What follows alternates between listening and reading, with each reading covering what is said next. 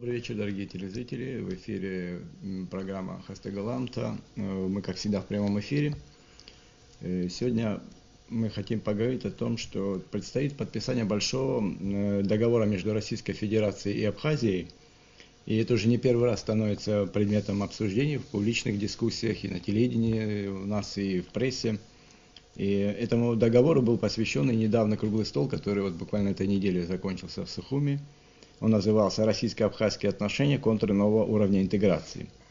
И очень много на этом форуме было посвящено внимание именно безопасности и военному сотрудничеству между нашими странами. Действительно, вообще сейчас вот как-то стали более интенсивно проводиться и круглые столи, какие-то встречи по проблематике абхазо-российских отношений. Поэтому мы сегодня хотим поговорить и по этому договору, и в особенности о безопасности, и с вице-спикером парламента Республики Абхазия Атгуром Харази. Шевзик. Ну, у нас первый вопрос такой будет, Артур Федорович. Вот события на Украине, потом принятие нового уровня сотрудничества между Грузией и НАТО, вот, возникновение вот нового образования государственного, так называемого ИГИЛ, которое, казалось бы, далеко, но и при этом не так далеко от нас находится. Все это, вот эти современные уровни и контуры безопасности очень серьезно передвинули, потрепали, и какие-то акценты новые появились. И, наверное, с этим связано и подписание большого договора между Россией и Абхазией, о котором сейчас часто говорят. Вот насколько вообще изменилась вообще атмосфера безопасности, уровни безопасности, насколько они к нам приблизились, насколько это актуально вообще? Шевзик, добрый день. Я думаю, что это очень серьезная тема. Сегодня, как вы наблюдаете, в мире периодически происходит передел мира, и сегодня мы стоим на пороге, или уже идет передел мира. Видно то, что происходит в арабских странах, это в Египте, в Сирии, в Ливии, в Тунисе, а сейчас на Украине. Это все корни идут оттуда, от передела мира. Укрепляются новые государства, появляются на карте новые образования типа Евросоюза. И они, конечно, хотят реализовывать свои товары, чтобы их товары ходили по миру, чтобы они контролировали доступ к ресурсам. Доступ к ресурсам. Они уже ставят вопрос о том, что почему Россия обладает такими ресурсами, имеет ли она право на эти ресурсы, почему бы эти ресурсы не перераспределить между всеми странами мира. И все это приводит к войнам, к противостоянию. И Абхазия тоже оказалась на границе этого передела мира. И мы не можем быть безучастными к тому, что происходит, потому что все это происходит на наших границах.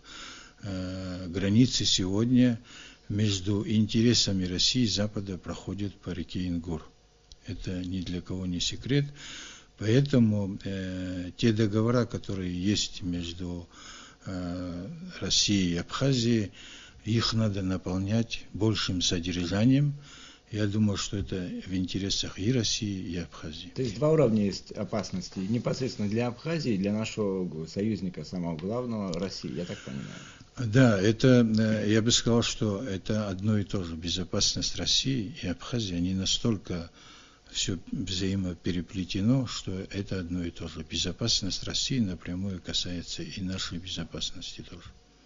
Вообще вот сейчас мы знаем, что Грузия, она более интенсивные какие-то ведет и переговоры, и обсуждение того, как военизировать саму Грузию там, и есть уже так называемая золотая карта, НАТО уже обещало, что она поможет и вооружением каким-то, более того, будет и обучать военных у себя. В конечном итоге там милитаризуется, в общем-то, сама страна, и в конечном итоге представляет и для нас тоже угрозу, потому что эти угрозы, они уже звучат не просто из каких-то источников там не особенно авторитетных, а уже от высокопоставленных лиц. И вот сейчас мы хотели бы узнать, насколько необходим действительно договор, который бы позволил Абхазии быть, во всяком случае, не в таком состоянии, в котором мы сейчас находимся, в несколько таком не совсем боеспособном, если откровенно говорить. Вот насколько необходим действительно договор с Россией для того, чтобы укрепить нашу обороноспособность? Я считаю, что абсолютно необходим, потому что у нас вооружение очень старое, у нас армия слабо подготовлена, она не может сегодня противостоять странам НАТО, а мы знаем, что, как только что вы сказали, НАТО вооружает Грузию, она вооружает, и там инструкторы американские работают, обучают армию. И в этой ситуации с нашим вооружением противостоять той Грузии, противостоя Грузии, мы противостоим всему НАТО, это Абхазия на это не способна. И сегодня нам Россия предлагает то, что Евсеев озвучивал. Я думаю, что на это круглом столе. Да, на круглом столе. Это очень хороший вариант нашего договора. Если вот это ляжет в основу нашего договора, я думаю, что это будет благом для Абхазии, потому что Россия предлагает помочь нам и специалистами. Это не вхождение абхазской армии в российскую армию, а это самостоятельная абхазская армия, которая наполняется большим содержанием. Нам передают современное вооружение, помогают нам создать боеспособные единицы. Я говорю единицы, потому что это касается разных родов войск, и все рода войск будут они подтягивать к стандартам России. Вы знаете, у нас есть интервью, вот мы вместе с вами смотрели это интервью, но будет интересно нашим телезрителям узнать то, о чем говорил Владимир Евсеев на круглом столе, посвященном российско-абхазским отношениям, где говорилось о контурах нового уровня интеграции. Итак, мы посмотрим сейчас вот сюжет номер 1. Если говорить о системе безопасности, то с 2008 года она серьезно изменилась. Россия впервые оказалась в ситуации столь жесткого противостояния с Западом. И это видно хотя бы потому, что в августе этого года в зоне Нагорного Карабаха были самые интенсивные бои, начиная с окончания конфликта вооруженного. Посмотрите, что творится на восточной части Украины. Даже итоги местных выборов в Грузии очень неоднозначны. Потому что, как считают некоторые грузинские эксперты, народ очень боится появления нового Саакашвили и прихода националистов к власти. С этой точки зрения для безопасности Абхазии создаются неблагоприятные условия, которые требуют адекватного ответа. Если раньше можно было говорить, что российское присутствие в Абхазии – это фактор стабилизации, и это достаточно для того, чтобы обеспечить безопасность Абхазии. Сейчас этого все же недостаточно. Нужно, чтобы не только российские, но и абхазские военнослужащие вместе защищали границу. В чем еще есть особенность ситуации, которую мы сейчас наблюдаем? Сейчас война не ведется после развертывания. Для того, чтобы защитить границу, например, на реке Ингур, нужно, чтобы одновременно выдвинулись российские военнослужащие и абхазские военнослужащие. В этом случае не остается время для их мобилизации. Поэтому я считаю, что нужно рассмотреть вопрос о переводе абхазской армии на контрактный призывной принцип комплектования, с тем, чтобы абхазской армии были не только контрактники-офицеры или даже сержанты, а для того, чтобы в этой армии были контрактные солдаты, которые были готовы по приказу максимально быстро выдвинуться и закрыть территорию Абхазии от вторжения со стороны Грузии. Вот это принципиальная моя позиция, и это принципиально новый подход, потому что в настоящее время основа безопасности Абхазии базируется именно на развертывании мобилизационного резерва. Однако я считаю, что в нынешней ситуации на это может просто не быть времени. Вы знаете, именно поэтому в России принято решение не развертывать части, а действовать частями, которые находятся в постоянной боевой готовности. Вот формирование таких частей постоянной готовности, если в абхазской практике это батальонов постоянной готовности, наверное, было бы тем новым, что мы могли внести, ну если не в сам договор, то в приложение к этому договору. Второе, что очень важно. Раньше не было четкого разделения функций. Что делает, например, абхазская армия, а что делает российская армия. С учетом того, что ситуация ухудшилась, нужно, чтобы каждая сторона понимала, кто за что отвечает. Вот посмотрите, например, противовоздушная оборона. Совершенно понятно, что абхазская армия может на себя взять функции войсковой противовоздушной обороны. Это теми системами, которые, как вы знаете, имеются у абхазской армии, например, система «Шилка», зенитно-ракетный комплекс, войсковой именно противовоздушной обороны. Однако говорить о том, что абхазская армия должна не только защищать себя, но защищать, например, города, я думаю, было бы неправильно. Функции защиты городов должны на себя взять именно российская система противовоздушной обороны. Теперь посмотрите дальше, авиация. В отношении авиации, я думаю, что авиационное прикрытие территории Абхазии – это функция вооруженных сил Российской Федерации. Что может на себя брать абхазская армия? Она может взять, например, обеспечение каких-то локальных задач с помощью вертолетов, которые у них есть. Наверное, их нужно больше иметь, чем сейчас имеют. Отдельного рассмотрения заслуживает вопрос об обороне Абхазии с моря. Абхазия имеет чрезвычайно большую морскую границу, и тяжелый опыт прошлой войны показывает, что именно с моря может прийти угроза. Поэтому нужно очень четко защищать Абхазию с моря. Здесь что может сделать Россия? Россия может и должна защитить Абхазию с помощью надводных и подводных кораблей. Однако катера должна иметь Абхазия. Что еще принципиально? Я думаю, что, скорее всего, надо было бы, чтобы был восстановлен горный батальон, который раньше был в Кадорском ущелье. Этот батальон должен иметь не только специальную подготовку, он должен иметь специальные виды вооружений именно для гор. Посмотрите, что происходило в августе 2008 года. Ведь основная ставка делалась именно на то, что будет молниеносная война, Блицкриг. Вот чтобы сорвать Блицкриг, Абхазия должна иметь соответствующие подготовленные вооруженные силы. Они не должны быть большими, но они должны быть готовы. В чем сейчас недостаток, с моей личной точки зрения, подготовки абхазских вооруженных сил? Они не готовы вместе воевать, когда имеются разные рода войск. Такие группы могут достаточно быстро быть выдвинуты на самое опасное направление и прикрыть территорию Абхазии от внезапного нападения. Знаете, вот многие говорят о том, что существует уже какой-то проект договора о российско-абхазских отношениях. Он очень часто обсуждался и обсуждается сейчас в последнее время очень интенсивно, как мы об этом говорили. И достаточно подробно мы хотели представить зрителям достаточно подробно приблизительные контуры того, что будет в отношении обороноспособности нашей сделано. Там говорилось, он сейчас говорил и о средствах ПВО, авиации, обороне, о горном батальоне и, конечно же, о том, что собой представляет вообще угроза со стороны Грузии, когда может произойти такой блицкриг. Вообще проблема модернизации армии как-то совпала с такими глобальными проблемами безопасности. На самом деле созрела у нас. То есть это поколение, вы тоже ветеран войны, у вас опыт достаточно богатый и послевоенных антитеррористических операций и так далее. Вы как к мнению этого военного эксперта относитесь?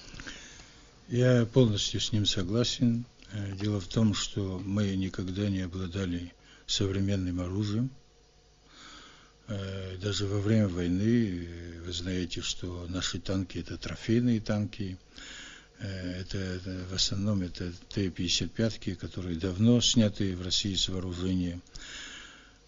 Мир идет вперед, техника развивается, в мире сейчас совершенно новые технологии, которые для нас недоступны.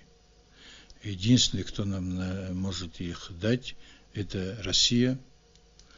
Но должен быть союзнический договор для того, чтобы они нам его передали. Без этой помощи мы сегодня обойтись не можем.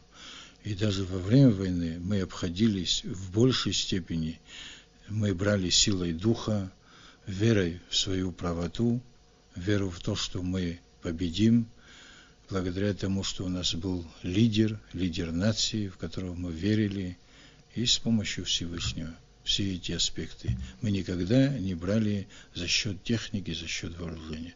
Но мир меняется, и мы должны знать, что без современного оружия сегодня воевать уже невозможно. Вот Владимиром Евсеевым были предложены какие-то конкретные уже пункты. То, что касается, например, контрактников или батальона быстрого реагирования. Как вы считаете, вот в этом направлении мы можем осуществить в ближайшее время какие-то реформы, и с помощью, наверное, наших... Без помощи России мы не можем, с помощью России мы это должны... Необходимо контракт. Это необходимо, потому что современной техникой должен управлять профессионал. Сегодня обычный парень, необученный, неграмотный, не может управлять современной техникой, потому что она компьютеризирована, надо иметь определенные знания для того, чтобы ею управлять. Он очень, кроме этого, очень эксперт, это часть интервью, которое мы у него взяли, он очень много говорил о том, что необходимо обучать, конечно, кадры нужно готовить по родам войск. И он очень большое внимание, и это акцентировал на этом постоянно, очень важно, чтобы все поняли, что это не нивелирование абхазской армии, это модернизация абхазской армии, да. Речь идет о взаимодействии. Да, это очень важно. Да, да. То есть он всегда, и, кстати, о духе тоже говорил, у вас очень высокий моральный дух, за счет этого вы победили, и даже в современных условиях этого никто не отменял, говорит, вот пример Карабах, говорит, тому же. Поэтому, говорит, у вас все есть для того, чтобы... И, к сожалению, эти опасности, они могут стать преимуществом, потому что они нам позволят перемодернизировать очень серьезно армию. Ну, на самом деле, давайте мы в подтверждение сказанного Ибрагимом посмотрим второй сюжет, где Владимир Евсеев по поводу модернизации очень конкретно выразился. Очень важный вопрос заключается в том, что в абхазской армии нужно провести полную модернизацию вооружений.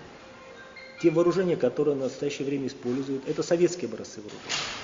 Вы сами можете понять, что даже с момента распада Советского Союза уже прошло больше 20 лет. Если же говорить реально о тех образцах вооружений, которые используются, многим образцам вооружений до 40 лет.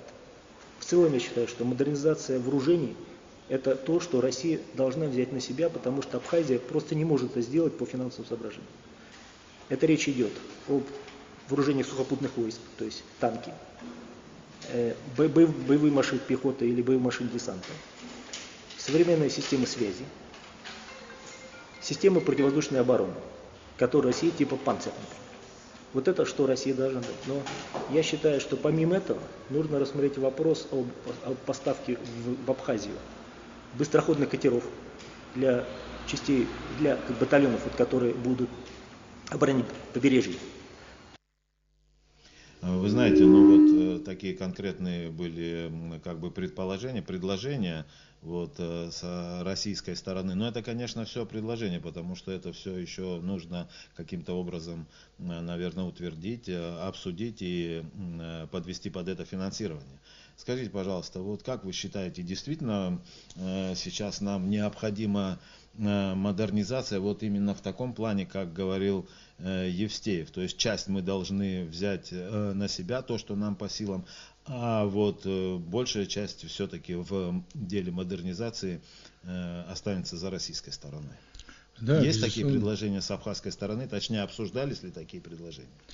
Нет, это пока на стадии разработки договора. Еще нет изложенного документа на бумаге, да, но это, пока это намерение.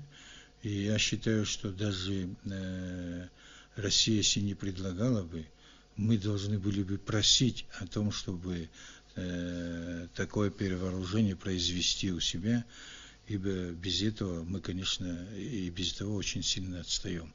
И это благо, что сегодня есть такая возможность, и этой возможностью нам, безусловно, надо воспользоваться. Вот вы говорили сейчас о возможностях. Вы знаете, посол Российской Федерации в Абхазии, Семен Григорьев, он вот выразил такой некоторый определенный скепсис вот на этом круглом столе, о котором проходил. Он говорил, по его словам вообще, что имеющаяся правовая база вообще и сейчас вот тот договор, который был, он уже достаточен для развития отношений, но используется как бы не в полной мере. Как вы считаете, тот договор, который у нас есть 84, там собственно 84 договоров, он достаточен или действительно сейчас необходима как-то большая интеграция с Россией и в частности вот... Ну что касается военного договора, то, что озвучил Евсей Владимир Валерьевич, этого в договоре нету. Частично кое-что там записано, но в полной мере вот такого договора у нас нету. И если и тот вариант, который он предлагает, он только нам на благо, и нам надо идти к этому договору. Любой договор нуждается, идет время, все в мире меняется, поэтому его надо наполнять большим содержанием. И вообще, мне кажется, мы когда вот с ним беседовали, я вот эту тему тоже задел, вот как вам кажется, нет вот в этом такое нотаки иждивенчества, но я прошу прощения за такое грубое слово, но вот я немного утрирую, хотел сказать. Но мы пришли к выводу к тому, что защита южных рубежей это также необходимо России тоже. То есть Конечно. Это не просто они там обучают, кормят и обувают армию чуть там даже союзников, но это им тоже очень важно и очень выгодно, потому что даже тот же горно-стрелковый батальон, там наши егеря всегда будут лучше, чем какие-то другие, которые путем ротации будут приходить, уходить. То есть это там нету... Мне другое смущает, что очень короткие сроки, потому что ситуация очень быстро развивается вокруг нас, а договор очень серьезный. Как вот мы сможем это все успеть? Вот у меня вот такой вопрос к вам, как вот как парламентеру, вице-спикеру парламента. И вообще это возможно в такие вот короткие, очень ограниченные, на мой взгляд, сроки? Все возможно, почему бы нет? Вы правильно подметили, что действительно в мире все так быстро происходит, что, наверное, это, как говорят аналитики, у нас нет и времени на раздумье. Я прекрасно понимаю то, что, конечно, мы можем любить русский народ. И русский народ во время войны показал, что он всегда на нашей стороне, на стороне народа, который борется за свою справедливость. Но государство живет интересами. Государство, когда что-то осуществляет, оно исходит из интересов своего народа. Сегодня та тема, которую мы обсуждаем, она в интересах и России, и Абхазии. Ну, скажите, вы, кто-нибудь сегодня может встать и сказать, что он может поехать в Америку, привезти нам танк Картенпини? Знаете, это же невозможно. Или любой другой танк, там, немецкий какой-нибудь. Противовоздушная оборона. Да. Или хотя бы просто купить обычную винтовку, да, которая у них в магазине продается. Можете ли вы купить из Америки и привезти в Абхазию? Никто его... Только Россия может в этом вопросе стать рядом с нами, потому что у нас интересы совпадают сегодня. Мы обязаны воспользоваться. Я употребляю именно вот это слово «воспользоваться» шансом. Это шанс. Завтра в мире ситуация поменяется, никто нашей армией заниматься не будет. Эта тема может отойти на второй план. Не может, все равно любые войны заканчиваются, любые противостояния заканчиваются когда-нибудь. Если мы упустим это время, пойдет ли нам на пользу?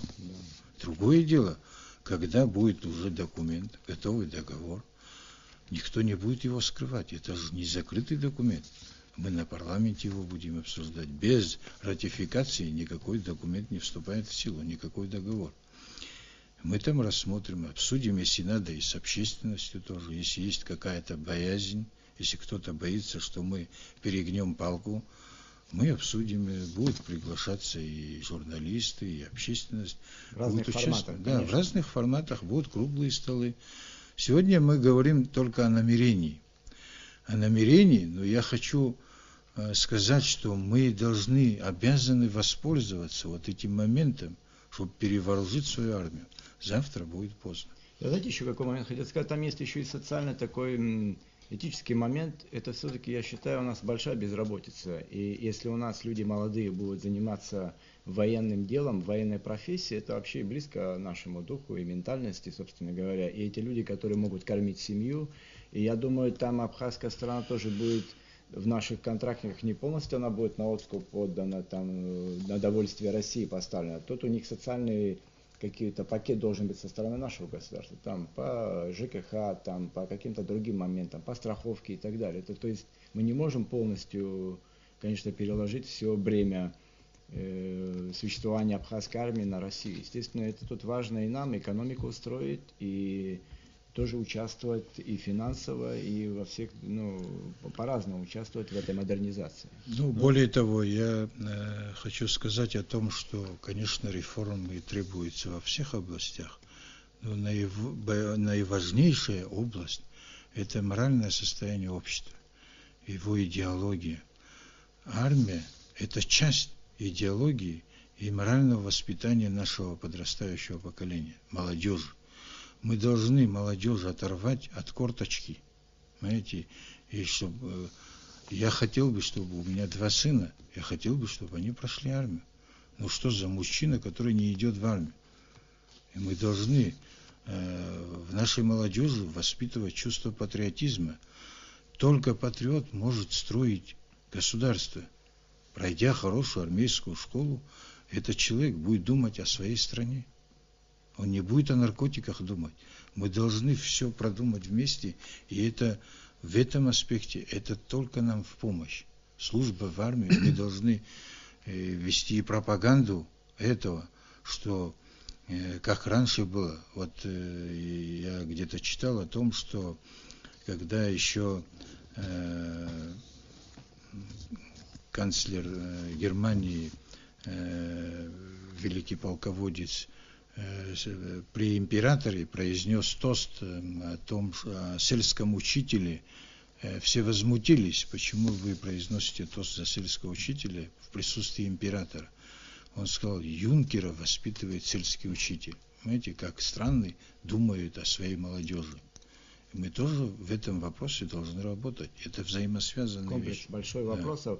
И вы знаете, он еще одну интересную вещь сказал, что это не полностью российская модель, потому что у вас есть, например, модель, когда вот вы дома имеете оружие, есть смысл даже современное оружие выдать вот так на руки, зарегистрировать, там условия хранения сделать, потому что у вас мобилизационный очень, это традиция и очень хорошая, ее нельзя терять, ее надо наоборот тоже модернизировать, не просто контрактников, но и вот содержание оружия, как в Швейцарии, там, как в ряде других стран. Прекрасное понимание вопроса. Вообще в любом деле я считаю, что и в создании армии, и в создании экономики мы должны исходить из тех традиций, которые в нас заложены, которые были традиционно заложены и есть внутри нас. Мы вот это должны раскрывать. И форма хозяйственная должна быть та, которая у нас когда-то была у наших дедов. Понимаете, вот мало кто знает, что такое керас. Керас – это когда человек, допустим, что-то делал, пахал, сеял или что-то. Если он крикнул керас, это означало, что соседи собирались и все ему помогали. Понимаете? И вот эти традиционные вещи мы должны возрождать, в том числе и в создании армии. Переносить на государственный уровень. Переносить на государственный уровень. И только тогда будет у нас успех. Вы знаете, вот многие вообще воспринимают слово интеграция как некоторое слово такое страшилка.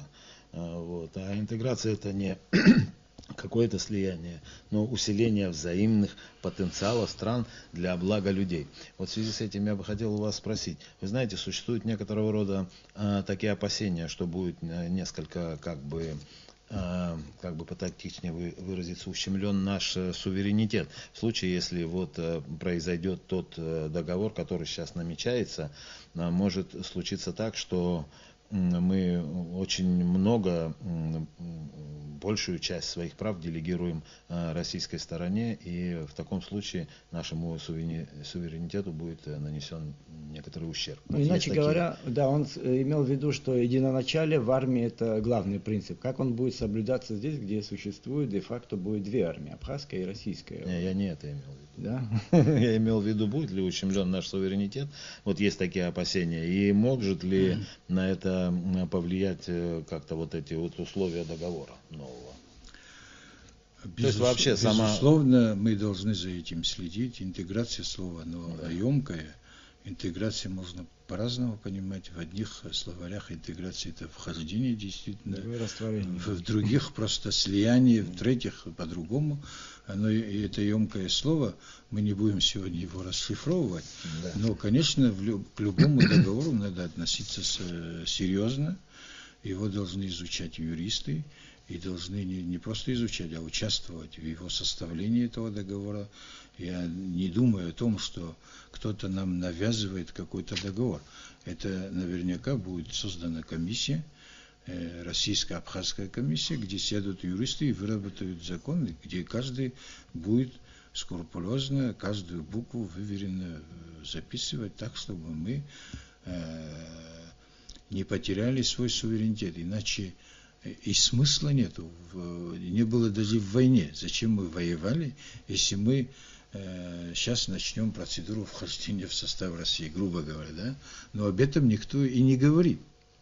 Никто не ставит вопрос о том, чтобы мы взяли и вошли в состав России. И абхазский народ этого не хочет. Я думаю, что и не в интересах России тоже это. Сегодня, конечно, мы в обществе ходит много страшилок о том, что сейчас кто-то кого-то хочет в состав другого государства ввести.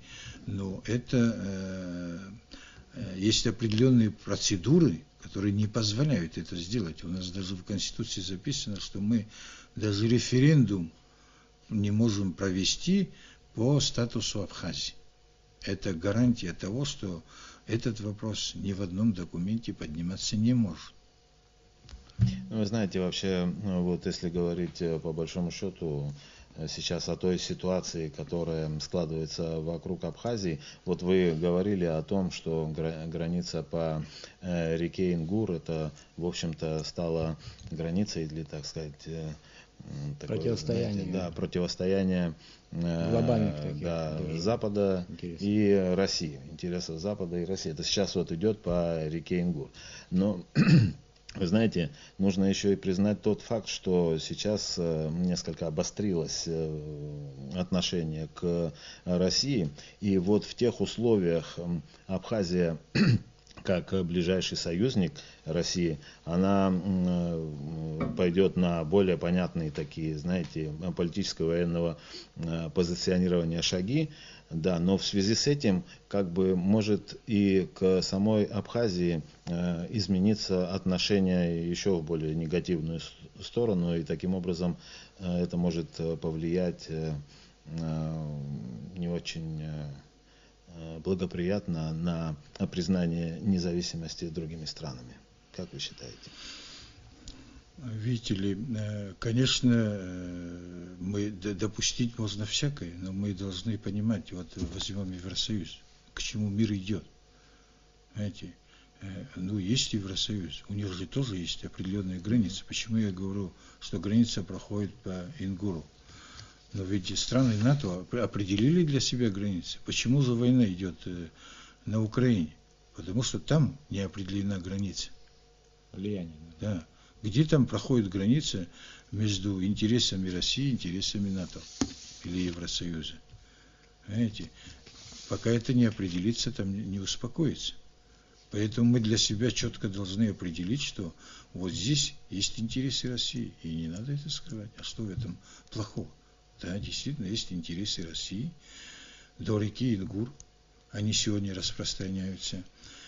Но ведь это и в наших интересах, чтобы было так. Но представьте себе, что интересы России будут проходить по реке Псом. Да. Что будет с Абхазией? Ведь страны НАТО ринутся на территорию Абхазии. Ведь наверняка кто-то захочет поставить ракеты против России в Гаграх. Не в Зугдите, а в Гаграх. Понимаете? В наших ли это интересах? Мы стоим перед выбором. Никто нас не заставляет принимать то или иное решение. Мы сами должны определиться, что выгодно, что в наших интересах, что в интересах нашего народа. Мы же должны это понимать. Но здесь не стоит ли политический вопрос? Не стоит вопрос о том, чтобы мы вошли в состав России. Конечно, никто не пойдет на это. Мы независимое государство. Это определено нашей Конституцией. Вот я, знаете, на эту тему еще хотел продолжить, может, по таким аргументам. Вообще, та ситуация, какая вокруг России складывается, они, признавая Абхазию, там, Южную Осетию, вот сейчас неизвестно, куда придет политический процесс на Украине, но они создаются страны буферные, такие, которые между этими двумя глобальными глыбами. И в этом смысле мне кажется, что Россия, выстраивая такие взаимоотношения с Абхазией, потом эту модель может перенести, я не знаю, с Приднестровьем, там на Украине есть какие-то образования появятся в виде Донецкой республики, Луганской. Поэтому я тоже считаю, что это аргумент против тех страшилок, о которых мы сейчас говорим. Им не нужно это тоже делать. И в конце концов, этому признанию уже не 1 год. Никто не будет, это ущерб будет российской геополитики большой, об этом все рассуждают. И я думаю, и высшие чиновники от президента все постоянно этот момент подчеркивают. Да, более того, посмотрите, что происходит в России вот с этими санкциями, которые Запад вводит против России. И нужна ли вообще России еще какая-то проблема, чтобы дополнительные санкции получить? Да. Это ей не нужно абсолютно. Просто мы сами иногда заходим слишком далеко в своем воображении, или мы можем прийти и наговорить на какой-то встрече о том, что вот мы не можем без России, там хотим войти в состав России или что. Крайности у нас. Да, у самих иногда возникают какие-то крайности в разговорах. Этого тоже нельзя делать. Надо всегда знать, уважать себя, свой народ и знать, что хочет твой народ. Здесь мы не имеем права заниматься отсебятиной. Вот я так хочу и все. Мы должны исходить только из интересов нашего народа. В каких условиях наш народ может реализовать себя, существовать и развиваться. Патриотизм предполагает рациональность тоже. Да, конечно. Да, в конечном итоге, конечно, нужно использовать те возможности, которые сейчас у нас появились для обеспечения в будущем своей безопасности. Вы знаете, наша передача уже подходит к концу. Все-таки мы вернемся вот к тому, что обсуждалось на круглом столе, и в частности то, о чем говорил Владимир Евстеев. Вы знаете, вот помимо того, как будет обустраиваться система обороны, нас, конечно же, очень интересует то, как будет происходить командование взаимодействие этими объединенными войсками. Давайте мы послушаем, что по этому поводу говорил Владимир Евстеев. Многих интересует вопрос, а как будет организовано взаимодействие между абхазской и российской армией. Здесь исключительно важно создание общего командования. Это совместное командование не говорит о том, что кто-то кому-то подчиняется. Если бы так было, то тогда Россия могла бы вообще не говорить о модернизации армии и на себя взять функцию обороны Абхазии. Но это было неправильно, потому что Абхазия независимое государство. Это должно быть расписано в тех документах, которые будут положены в основу создания такого центра. Ввиду того, что он совместный, то насколько я понимаю, должны принимать решения политического руководства об использовании вооруженных сил. То есть, если говорить сейчас, то речь идет о президенте Владимире Путине и президенте Рауле Хаджимове. Потому что такое решение не может принимать военный, даже, например, министр обороны. Вы знаете, особенно если речь идет о каких-то масштабных действиях. Но есть некоторые действия, на которых, наверное, решение президентов не нужно. Ну, например, обнаружен какой-то летательный аппарат, например, БПЛА, который пытается вторгнуться на территорию Абхазии. Решение по уничтожению вполне может быть принято на уровне вот этого командования, которое есть в этом центре. Задачи о мобилизации на Абхазии, это может принять только президент. Решение о полномасштабном выдвижении границы, не просто ее прикрытие. Прикрытие может принимать решение объединенный штаб. Да? Но если же принимать решение о масштабном выдвижении границы, то, наверное, все-таки это решение президента. В целом, я считаю, что с российской помощью абхазская армия может значительно повысить свою не только боеспособность, а значительно повысить свою техническую оснащенность. Вот. Россия здесь должна Абхазии помочь, потому что мы союзники. И если нам придется воевать, мы будем воевать вместе. Потому что если абхазская армия будет хуже подготовлена, чем российская, то в случае российской армии придется воевать за абхазскую армию, что неправильно.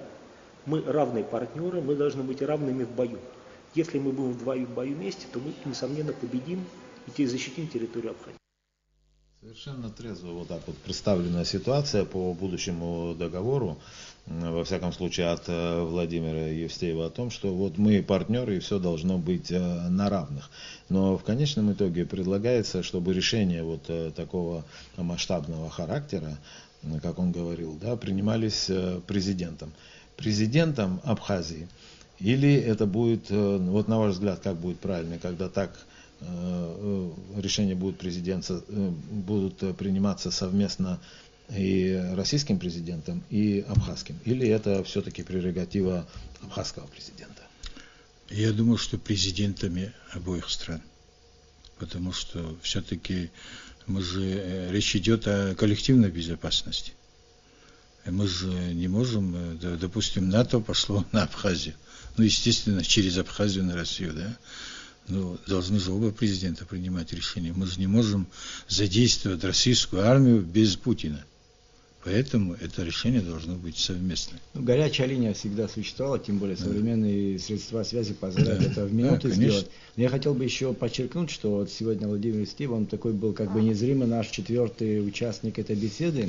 И я еще хотел бы сказать, что все, что он говорил, он это подчеркивал, это рекомендательный характер несет. То есть он ничего не утверждает, это все должно обсуждаться. То есть он это выступал в качестве эксперта. И это тоже и зрителям хочу еще раз подчеркнуть, вот его пожелания, его воспринимать именно как рекомендации. Да, вот именно потому мы и затеяли сейчас эту передачу, потому что много идет о том, что готовится какой-то договор, а о пунктах или предложениях конкретных каких-то, в общем-то, никто не слышал или мало кто слышал. Поэтому мы нашей публике вот представили те некоторые положения, которые обсуждаются вот именно в направлении укрепления обороноспособности нашего государства.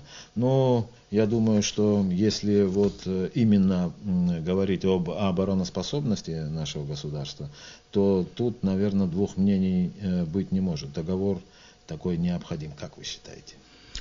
Да, договор необходим. Я думаю, что то, что Владимир Валерьевич говорил, я думаю, что он говорил и как абхазец. Он в полной мере высказал то, что должны говорить мы, абхазцы. Я думаю, что наши интересы совпадают, и он необходим, и мы обязаны такой договор подписать. Ну, мне хочется добавить, что мне очень приятно, что вот, не то что приятно, может это в этом тоже есть какое-то проведение, что именно сегодня мы говорим на эту тему о безопасности в канун большого праздника, Дня Победы, и я надеюсь, мы все хотим поздравить наших зрителей, наших союзников, с нами много тоже и представителей русского народа, и вот со мной в группе, и у нас командир казак был, я его всегда помню, его, к сожалению, уже нет в живых. Сердюков был герой Абхазии. И я вот хотел бы вот еще раз поздравить всех нас, всех наших однополчан, наших друзей, близких вот с великим праздником. Ну, еще можно уточнить то, что 27 число это день взятия города. Мы тоже вот сейчас накануне находимся. Это тоже было очень знаменательным событием. Всех поздравляем со всеми теми праздниками, которые предстоят, и думаем, что вы их отметите в свое удовольствие. Ну, если позволите, я хочу присоединиться к этим поздравлениям. Я поздравляю весь народ Абхазии с этим праздником, с Днем Победы. И мы, подписывая какой-либо документ, мы никогда не должны забывать о погибших и ради чего они погибли. И все, что мы делаем, отталкиваясь от этого Дня Победы. Какой ценой мы завоевали эту победу? Мы всегда это должны помнить. Я хочу добавить, что мы сегодня первый день начала работы нового президента. Да. Выборы президента – это новые надежды, это реформы, это новое развитие, новый этап развития нашего общества. Я уверен в том, что то, что обещал Рауль Джумкович Хаджимба, мы все, объединившись вокруг него, выполним свой долг перед своим народом и дадим шанс своему народу для того, чтобы он гордо мог сказать: «Я гражданин Абхазии». Ну, тем более он военный человек, и это очень актуально и близко тоже ему будет. Я имею в виду вопросы безопасности. Все должны постараться для того, чтобы будущее наше было более красивым, более интересным и более достойным. Знаете, я вспомнил сейчас графа Монте-Кристо. Окажитесь достойными того будущего, которое открывается перед вами. Это касается как раз всех нас. Нам нужно приложить максимум усилий для того, чтобы действительно страна была в благоденствии. Я нашим телезрителям напомню, что сегодня у нас в гостях был вице-спикер парламента Республики Абхазия Атгур Харазия, и мы говорили о контурах нового уровня интеграции между Россией и Абхазией. Вам огромное спасибо, всего доброго, со всеми наступающими праздниками, будьте здоровы. Спасибо, тоже за беседу.